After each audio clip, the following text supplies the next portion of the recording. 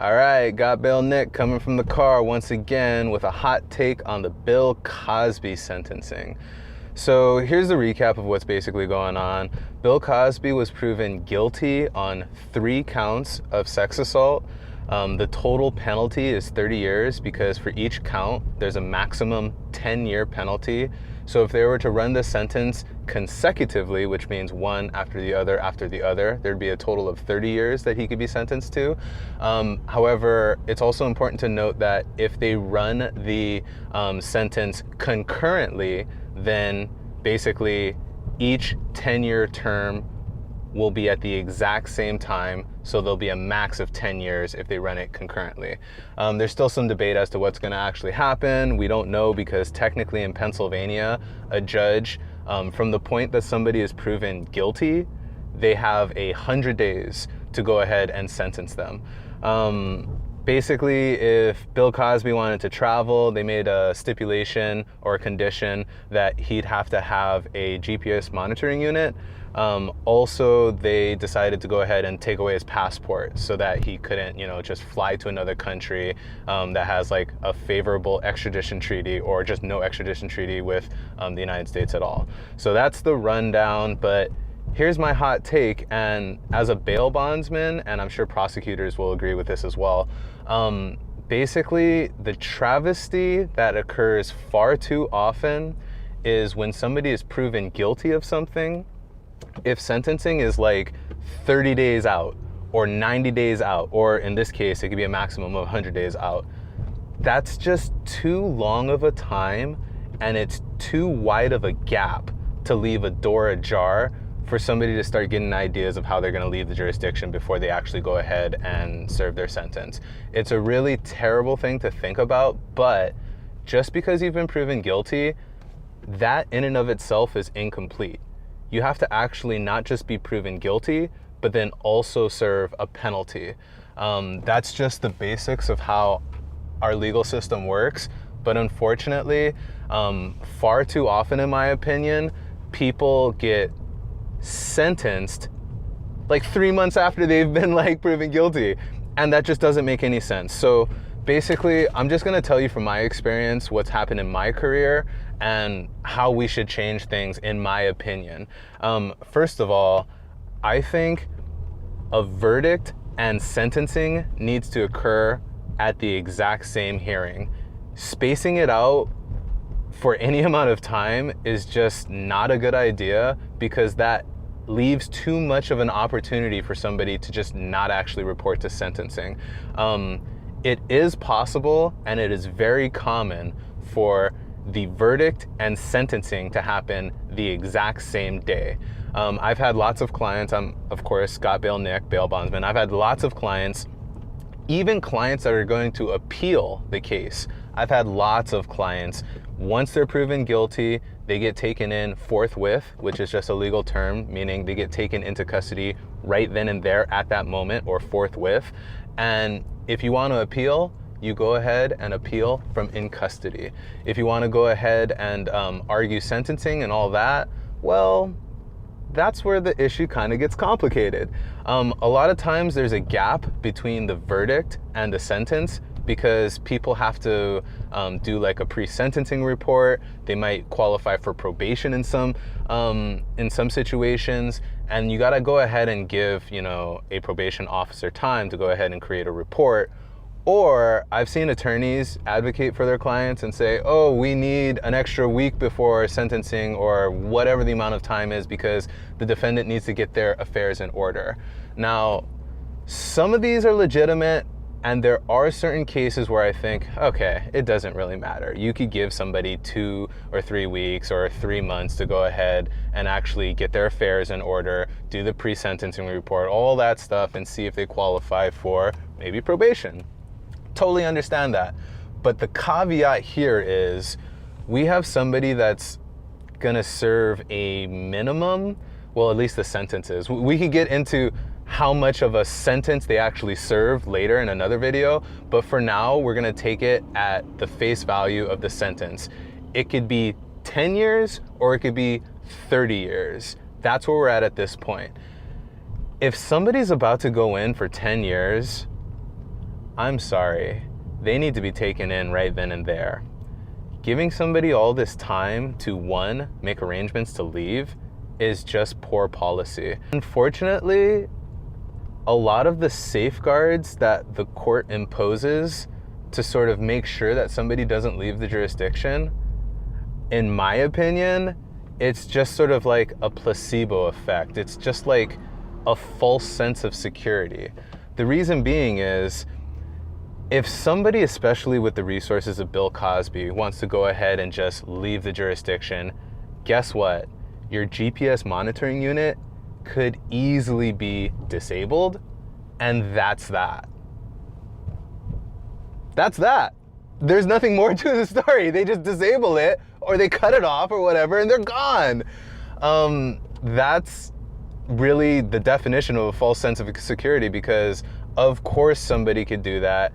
And guess what? You know what he could also do? He could do so at a specific time and then have a lead and go ahead and, you know what I mean, have additional time, hours or days or weeks before anything actually happens. Because guess what? If law enforcement get an alert that a GPS has been disabled, do you know how difficult it is to get things together and communicate with people to go ahead and like try to stop somebody from leaving?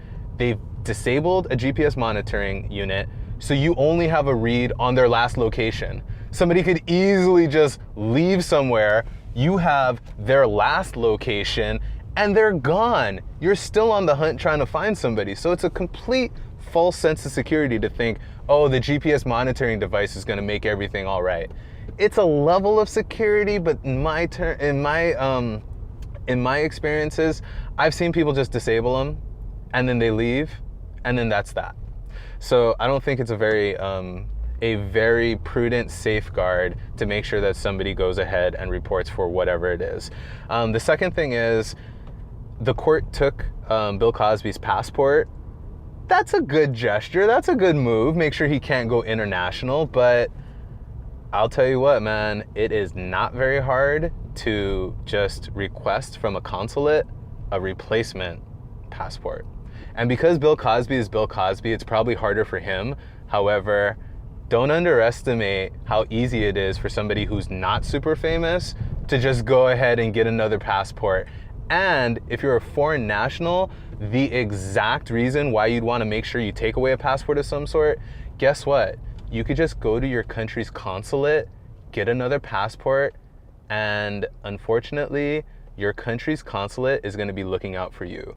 Just imagine if you were caught in wherever in the world, you're looking at some huge sentence, 10, 20, 30 years, whatever, and the US consulate could have the opportunity to go ahead, issue you a new passport, and then you could slide out of that country, get right back to America, and that's that. The consulate would be doing exactly what the consulate's best interests are, which is to help protect the rights of its citizen, the American citizen. You could totally get another passport and then just come right back, and that's that. Same thing applies to other countries. So it gets especially dangerous when you have foreign nationals or just normal people who could apply for a passport, slip right through the cracks, and then leave after they disable the GPS monitoring device. So that's another huge hole in the idea that we could just guarantee that somebody's going to go ahead and come back to sentencing. Lastly, here's what should happen in my opinion, just to make sure that we don't have issues like this where somebody fails to report to sentencing. In certain cases, for example, you've been proven guilty of maybe a Class A felony or a Class B felony, and in certain cases, you might not be eligible for probation. In certain cases, you may be eligible for probation, but that's where the gray area is. If you know you're gonna serve a term of imprisonment of 10 years or greater, in that case, there's absolutely no harm in just taking somebody in forthwith, because while you're deciding on what the sentence is gonna be, guess what? That person was looking at 10, 20, or 30 years anyway. If you take 100 days to finalize the exact specifications of a sentence, right on. Just do it when the person's in custody so that there's no shot at them just leaving the jurisdiction, going to a country where the extradition treaty is non-existent or very favorable to somebody fleeing the jurisdiction. I don't really understand why we haven't brought more attention to this. I know bondsmen like myself, we've all had people like get convicted and then the sentencing is like 3 months out, and then, oh, surprise, surprise, now we gotta go find the guy or the girl because they're not gonna go to sentencing, or they've already missed sentencing and now we gotta go find them and fix everything. It just doesn't make any sense. We need to be better about how we sentence people. And oh, by the way, we have a whole bunch of victims that deserve justice, and they deserve far more than just something symbolic. It helps, I get it, it does help to have something symbolic like, oh, somebody was proven guilty in a court of law. That will help somebody get closure. I totally understand that. But again, it's incomplete just having the gesture that somebody has been proven guilty. They need to be punished as well. And I'd even take it a step further. Not only do they need to be punished, but they need to make amends somehow. Whether it's financially, whether it's making an apology, all these little things, it doesn't make it better. It just makes it more likely that somebody can cope and move forward after they know some sort of justice has been handed out, after they know that there's been a penalty served by the person who did the wrong act. It doesn't make, you can't go back into time and undo things, but at the very least, you could punish people. It should be more than just symbolic. And to tell you the truth, in my opinion, it should go an even further step, and defendants who have been proven guilty of things should have to make amends somehow, whether it's financial, whether it's an apology, whether it's a letter, whether it's a confession of some sort or a confinement of some sort, something to help victims get through this, because I'm sorry. Something as just symbolic as, oh, somebody was proven guilty in court. It's incomplete. It's incomplete. People got to get sentenced. People got to get sentenced. People got to make amends. It's incomplete. So that has been my hot take on Bill Cosby. If you got any questions or opinions, go ahead and comment. I'd love to hear your thoughts. All right.